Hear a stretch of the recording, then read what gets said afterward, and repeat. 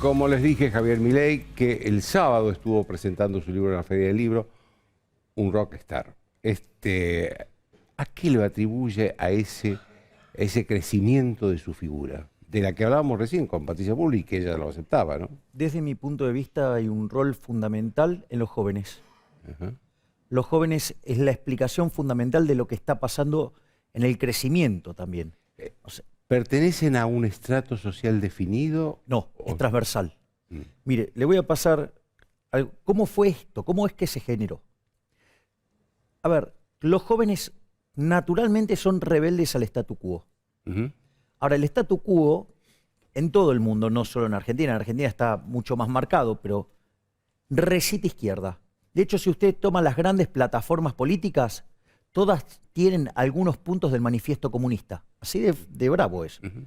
Entonces, la rebelión natural, ¿qué es? Ser liberal. Ese es el primer punto. El segundo punto es, los jóvenes tienen menos tiempo de exposición al lavado de cerebro. Pero a ver, ¿el manifiesto comunista está en Juntos por el Cambio también? Sí, tienen puntos también del manifiesto comunista. Mm.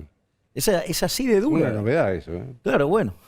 Bueno, digo, a ver, el otro día, digamos, Larreta fue verdaderamente a sopapear a la Fundación Libertad, ¿no? Hizo una fiesta, digo, le dan la apertura y habla de las bondades del Estado. O sea, es como que estuviera insultándolo a Hayek en la fatal arrogancia todo el tiempo. O, digamos, despreciándolo a Friedman, ¿no? Con las opiniones vertidas por Larreta. Pero al margen de eso, quiero volver al fenómeno, digamos, porque este crecimiento de las ideas de la libertad. El otro elemento es, los jóvenes tienen menos tiempo de exposición al lavado de cerebro, que es la educación pública. Es decir, la educación pública, digamos, hoy cumple un rol de adoctrinamiento donde forma esclavos de la religión del Estado. Naturalmente, los jóvenes, o sea, también, digamos, como tienen menos tiempo de exposición, les resulta más fácil pensar fuera de la caja. Y después hay otro rol muy importante que es el de las redes sociales. Los jóvenes no se quedan, digamos, hoy mirando o creyendo ciegamente lo que les dice el profesor. Van y después se suben a un canal de YouTube o a donde sea y chequean. O digamos un canal de Instagram o miran los Twitter, lo que sea. Y después van y confrontan a los profesores. Y ahí es donde ellos sacan sus conclusiones. Ese sería el core central y cómo fue naciendo esta situación. Y después hubo un elemento que para mí fue el gran disparador, que coloca a los jóvenes en el centro de la escena como los grandes evangelizadores.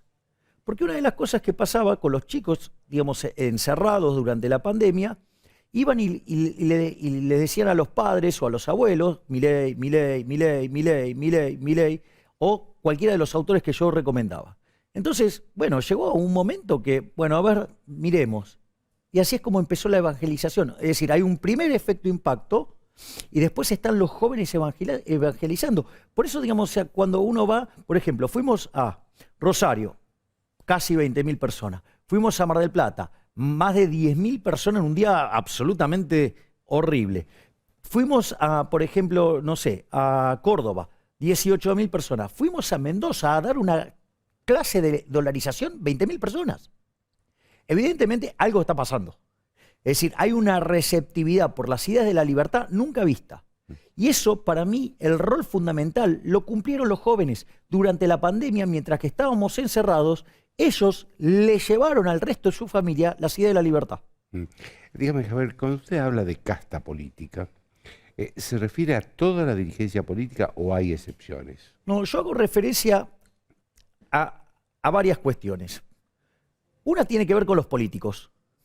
Es decir, que son aquellos políticos que, sabiendo que la política que impulsan es perjudicial para la gente, no les importa porque privilegian los beneficios que tiene la casta. Es decir, prefieren meterle el ajuste a la gente, ir sobre las libertades, no les importa nada con tal de defender sus privilegios de casta. Ese es un grupo. A ver, el ejemplo más rimbombante en esto es el presidente. El presidente es el rey de la casta. Digo, hay videos en esta casa, ¿sí? Hablando sobre inflación, parece Milton Friedman. Y hoy, ¿sí? Digamos, recita cualquiera de esas pavadas de la inflación multicausal. ¿Para qué? Para deshacerse del problema de él y echarle la culpa a todo el resto de la sociedad. O sea, eso es casta, porque él sabe que lo que está haciendo, déficit fiscal financiado con emisión monetaria, es malo para la economía. Y sin embargo lo hace igual. ¿Por qué? Porque prefiere privilegiar a la casta política. Ese es el primer punto. Ahora, no están solo los políticos ladrones ahí. Hay otra parte de la casta. También están los empresarios. Es decir, que son los empresarios prebendarios. Nosotros le decimos empresarios. Después, digamos, también hay parte, digamos... ¿Es una parte del empresariado o son todos? No es una parte, son los prebendarios, los que viven, digamos, de hacer negocios turbios con el Estado a espalda de la gente.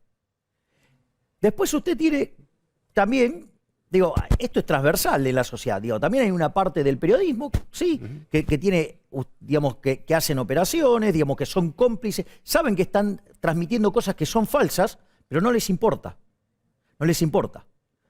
Digo, y después, obviamente, también están los sindicalistas. Hay una parte del sindicalismo que en lugar de representar los intereses de los trabajadores, si tienen que entregar a los trabajadores por algún beneficio personal, lo hacen. Entonces, eso es toda una maraña de perversión que está hundiendo el país. Y es contra eso a lo que hay que ir.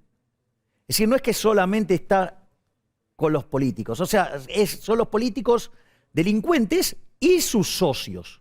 ¿Usted se siente víctima de un sector del periodismo? Sí, bueno, sí, hay periodistas que sí han hecho, digamos, han mentido abiertamente sobre mi persona. Es decir, yo, digamos, por ejemplo, tengo juicios con 5 periodistas por haberme tratado de nazi. Y ¿sabe qué? No le hice juicio por lo que me dijeron a mí personalmente.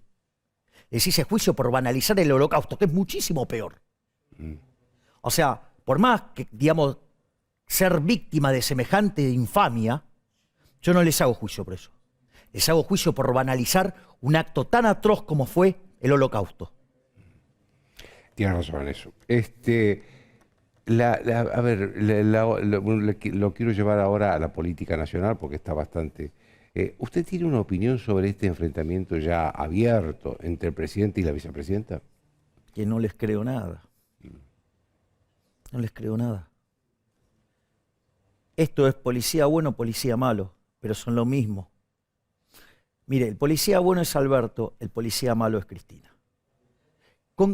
A ver, ¿cuál es el truco que está detrás de todo esto y en el que no tenemos que caer? ¿Cuál es la amenaza? No, sostengamos a Guzmán, porque esto es sostener a Alberto, porque si se cae viene el cuco, o sea, Cristina. O sea, viene la reina de las malas. Es más mala que la de la, como es de la ópera de Mozart, la flauta mágica, la mala, bueno, es peor. Ok, entonces están todos asustados. ¿Qué pasa? Tanto Alberto hoy como Cristina tienen una idea de que, por ejemplo, el problema de la inflación es culpa de los trabajadores, es culpa, digamos, de los empresarios. Entonces, ¿qué es lo que hacen? Asustan a los empresarios, por ejemplo, si no sostenemos a Guzmán, ojo que viene Cristina, ojo que viene el cuco, vendría a ser, ¿no? Entonces, ¿cuál es el problema con eso? Que los empresarios se comen esa curva y ¿qué hacen? Agarran y toda la sociedad y todo el sector privado hace un ajuste para tratar de sostenerlo a Alberto. ¿Y cuál es la contracara de eso? Le allana el camino al kirchnerismo. Es decir, es absolutamente funcional para que pague todo el costo del sector privado, no estalle la economía y que el kirchnerismo tenga más chance. ¿O usted cree que si esto estalla, Cristina puede tener alguna posibilidad? No tiene ninguna posibilidad si esto estalla. Entonces, ¿cuál es el punto? El punto es que, bueno, tratan de jugar al policía bueno y al policía malo, todos están asustados y entonces sostienen a Guzmán, que hizo la peor reestructuración de la historia de la humanidad, porque hoy el riesgo país promedio... de la deuda, ¿no? Claro, por ejemplo, 2.000 puntos básicos, pero en la punta corta es 3.500 el riesgo país argentino. O sea, está claro que estamos por explotar. La inflación ya viene viajando, si tomo el primer cuatrimestre, un ritmo del 80%. Si tomo la punta, estoy arriba del 100%. Si tomo alimentos, vengo arriba del 120%. Usted que fundamentalmente su profesión es la de economista, ¿cómo ve esta crisis económica que parece no tener fin? Sobre todo con esto que usted dice, una inflación que ya llevamos 2 meses con el 6% de inflación mensual. A ver, ¿cómo ve cómo va a seguir esto? Usted puede mirar esto como parte de una película o mirar la foto. Yo soy partidario de mirar la película. Es decir, Argentina está en una megacrisis y lo único que está esperando es como tener la explosión final. Ahora, si yo lo miro, la situación de Argentina es desastrosa. Argentina tiene un PBI per cápita que está 14% por debajo del que teníamos en el 2011. El salario real está en niveles del 2003, o el PBI per cápita, si quiere, tenemos niveles del 73, productividad del año 50. Arrancamos el siglo XX, siendo el país más rico del mundo. Hoy somos 70 el tipo de cambio oficial y 130 el paralelo. Es decir, es un escándalo. Tenemos 40% de pobres, camino a 50, y tenemos más de 10% de indigentes. O sea, está claro que tenemos un problema colosal. Primer punto. Ahora, el tema es, nos podemos concentrar en los desequilibrios cambiarios, monetarios, en el mercado de bienes. Usted puede concentrarlo donde quiera. Pero esto es un problema de una matriz estructural mucho más compleja, que es lo que yo llamo el modelo de la casta. ¿Qué es el modelo de la casta? Dice una sentencia, donde hay una necesidad nace un derecho. Ahora, los derechos hay que pagarlos. Y los recursos son finitos. Entonces yo tengo necesidades infinitas, recursos finitos. ¿El mercado cómo resuelve eso? Vía el sistema de precios. Pero ¿cómo lo resuelve la política? Por la vía violenta, que es el gasto público. Ahora, fíjese esto.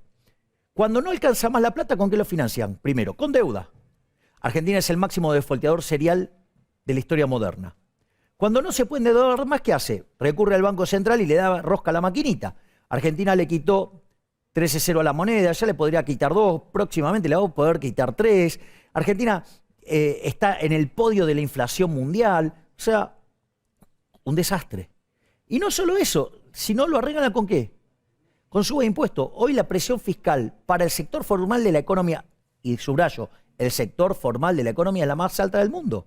Y eso es lo que hace que Argentina no crezca y se hunda. Javier, déjeme que le haga una pregunta. Ante ese panorama que usted pinta, ¿cuál sería la primera decisión que tomaría si fuera presidente de la Nación? Reforma del Estado, drástica baja del gasto público para poder bajar impuestos, flexibilización del mercado laboral hacia adelante para no vulnerar derechos, abrir la economía y en paralelo una reforma bancaria y monetaria que a la postre termine con la eliminación del peso. O sea, que no exista más la moneda de los políticos, porque la gente no la quiere la moneda. Es decir, yo digamos, o sea, por eso justamente cuando me dicen no te lo van a dejar pasar, no me importa, voy a una consulta popular y vamos a ver qué es lo que quiere la gente. Si quiere tener estos papeles que falsifica el Banco Central o prefieren tener dólares, euros, o sea, yenes o renminbi, o llamado yuan también, o libra esterlina, o digamos, o franco suizo, a mí me da lo mismo, oro o lo que quieran. O Bitcoin, si quisieran el Bitcoin o el Ethereum, me da lo mismo, o sea, es un problema que eso lo elija la gente. Pero lo que usted va a notar es que la gente repudia el peso. ¿Y sabe por qué la casta política se resiste a mantener el peso? Simple y llanamente, porque el señoriaje, que es la financiación del déficit fiscal con emisión monetaria, es una estafa, es un robo. ¿Y sabe cuánto nos robó este gobierno de ladrones en los últimos 2 años? 11 puntos del PBI. Es un numerito, ¿eh? Entonces, ¿qué es lo que pasa? ¿En cifra qué significa eso? Y depende cuando usted, digamos, o sea, si lo tomamos al tipo de cambio paralelo, que el PBI ahí serían 300.000 millones de dólares, estamos hablando de 33.000 millones de dólares. Y si lo tomamos al oficial, ¿sí? Estaríamos hablando de 66.000 millones de dólares. En 2 años. Es un escándalo. Es un escándalo. Y eso, ¿sabe al único? ¿Quién es el que se beneficia de eso? El que recibe primero los pesos. O en realidad el que los gasta primero. ¿Y quién es el primero que los gasta? El sector público, o sea, los políticos. Por eso usted tiene una situación donde los políticos cada vez viven mejor y a los argentinos de bien, los que laburamos y nos rompemos el lomo laburando, porque quiero aclarar que yo no vivo de la política, porque yo vivo de dar conferencias, les puede gustar o no, lo que fuera, pero yo vivo de eso, ¿sí? Y ¿sabe qué? Digamos, o sea, me matan con los impuestos que pago. Entonces, ¿y quiénes son los únicos que progresan? Los políticos. Y nosotros nos esforzamos cada día más y nos va peor. O sea, y me va peor a mí, le va peor a usted, le va peor a cada uno de los muchachos que está acá en el estudio trabajando. Y a los que peor le va y a los que más golpea, ¿saben quién es? Son a los que menos tienen. Ese tipo que se levanta a las 4, a las 5 de la mañana para tomarse 2 colectivos e ir al laburo, ¿sí? Ese tipo que se desloma, que no tiene, que vive al límite, a ese le pega entre 25 y 30 veces más fuerte la inflación. Javier, usted dijo en la Feria del Libro que eliminaría el Ministerio de la Mujer. ¿No tiene miedo que le llamen machistas? No, no, todo lo contrario. Yo le voy a decir algo. El feminismo es una causa originaria del liberalismo. El primero que impulsó el feminismo fue Jeremy Bentham alrededor del 1750. Es decir, el primero que defendió las banderas de las mujeres fue un liberal. Lo que pasa es que una cosa es el feminismo, que, digamos, ¿cuál es la principal bandera que levantó el liberalismo? La igualdad ante la ley. ¿Sí? Y eso es básicamente, y el feminismo, digamos, fue una causa para igualar frente a la ley a las mujeres con los hombres porque eran destratadas, menospreciadas, relegadas, solo por una cuestión de que era mujer. Ahora, una cosa entonces es trabajar y promover la igualdad ante la ley. Otra cosa es el embrismo, que es la muerte del macho. ¿Sí? Entonces yo, si quiere repito la frase, ¿yo qué dije? Yo, por ser hombre, blanco, rubio, de ojos celestes y tener pene, no voy a pedir perdón. Es decir, yo digo, o sea, para mí eso no es ningún crimen, no constituye ningún crimen. Por eso, digo, o sea, yo lo que dije es, en mi gobierno no va a haber, si usted quiere, para ponerlo estrictamente técnico, posmarxismo, o puesto en otro formato más político, marxismo cultural.